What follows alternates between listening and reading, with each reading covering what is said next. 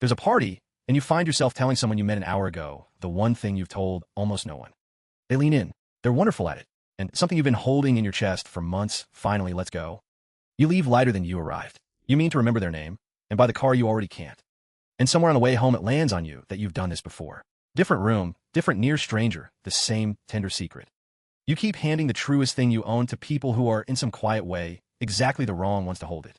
It isn't always a stranger. Sometimes it's the loudest friend, the one who can't keep anything. Sometimes it's the one going through far worse than you. And meanwhile, there's a person in your life who would hold this carefully for keeps. Somehow they're the one door you route around. So the question was never whether you talk. You talk plenty. It's why the truth keeps finding the people least able to keep it, and keeps missing the one who could. Because this isn't random. You have a type for confession. It's worth finally meeting them. Start with the ones who are easy to tell. They're easy for a reason, and the reason isn't safety. They open fast. 30 seconds and they've handed you something raw, and it pulls the same straight out of you. It feels like depth. Two people skipping the small talk, meeting somewhere real and fast. But watch them a week later with someone else. They do it again, the same warmth, almost word for word. It was never aimed at you. It's just how they move through every room they enter. And a door that opens in 30 seconds closes just as quickly. What swings wide that fast rarely holds. You handed them the true thing, thinking it landed somewhere deep. It landed somewhere busy. By the weekend, yours is one of a dozen confidences they're loosely carrying, already sliding to the bottom of the pile. None of this makes them cruel. They're generous. Honestly, generous with a warmth that cost them nothing to give. You just mistook the speed of the opening for the size of the room inside. The people who open instantly are rarely the people who keep. Keeping is slow, and from the outside it looks like less. So the first wrong person is the one who felt like intimacy at first sight. Usually it's just an open door with a lot of traffic. Now a harder one, because this wrong person isn't warm at all. You pick them anyway, and some part of you picks them on purpose. There's a particular shape you keep bringing your truth to. Slightly distracted, a little hard to reach, never quite fully turned toward you. On paper it makes no sense. Why take the important thing to the one person who's only half listening? But go back far enough and you'll find the first version of them. The one you first needed to hear you, who somehow couldn't. A parent behind a raised newspaper. Someone kind, but always a little elsewhere, whose full attention you spent a childhood trying to win. You learned the shape of almost being heard early, and some part of you has been rehearsing that same scene ever since. So now, grown, you carry the truth back toward the same shape, the distracted one, the one you have to work to reach. Not because you like the odds, because some old part of you is still trying to win an argument it lost at 8. If I could just say it right this time, they'll finally turn all the way around. And when they don't, when they nod and change the subject, it stings in a way that's far older than tonight. That ache isn't proof you chose badly. It's proof you chose familiar.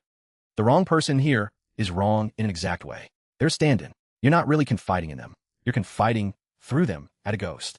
And the genuinely available person, the one who turned fully toward you, that one feels almost wrong. Too easy. Nothing to push against. So you walk past the open door to knock one more time on the one that never quite opens. There's a third wrong person, quieter than both. Sometimes you don't want to be held. You want to be witnessed. It's a small difference, and the whole choice turns on it. Being held is slow and quiet. Someone takes the thing in, goes still, and just sits there with you and it. Being witnessed is loud. A gasp. A no way. A face that goes as wide as the feeling in your chest. When the truth is fresh and enormous, quiet can feel like being missed, like they didn't get how big it was. So you skip the calm one and take it to the reactor. The friend who will match the size of it, who will be as shocked as you need them to be. And for a minute it's perfect. Someone finally made the feeling look as large from the outside as it feels from the inside. But a reaction isn't a place to set something down. It's a mirror. It hands the whole weight straight back to you now, doubled. You leave those talks stirred up, not lighter. Sure, the thing is huge, no sure what to do with it.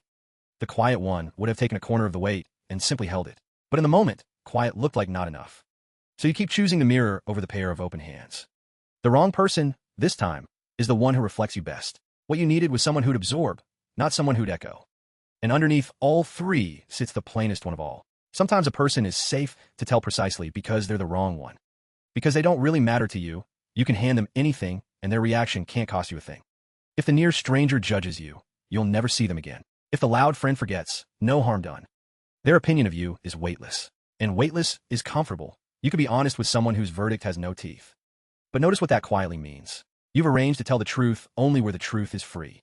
The one whose opinion actually shapes your days, that's the one you keep it from. Not despite how much they matter, because of it. So you spend your honesty in all the cheap places and hoard it in the one place where it would cost you something. Every wrong person has this in common. Nothing about you is truly at risk in front of them. That's the comfort. It's also the tell. So turn the whole pile over. 4 wrong people, and one thread running through every one of them. The fast-warm one can't keep it. The distracted one won't fully receive it. The reactor hands it back. The disposable one can't cost you anything. Every single one is a way to feel the relief of saying it out loud, without the risk of being truly known by someone who stays. That's the pattern. You're not bad at intimacy. You've just become very good at rehearsing it. You found a way to get the exhale of confession while keeping shut the one door that actually opens onto being seen. And it works. That's the ache of it. It works well enough that you can go years feeling like you share everything. Meanwhile, the true thing keeps circling, telling itself to everyone but the one person it was always meant for. So here's the quiet map.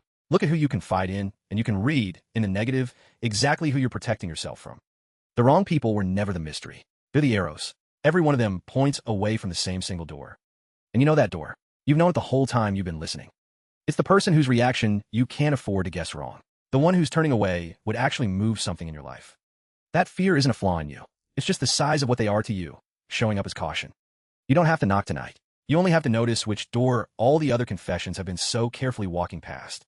The wrong people were never the problem. They were the long way round to the one person you've been trying, all along, to be brave enough to tell.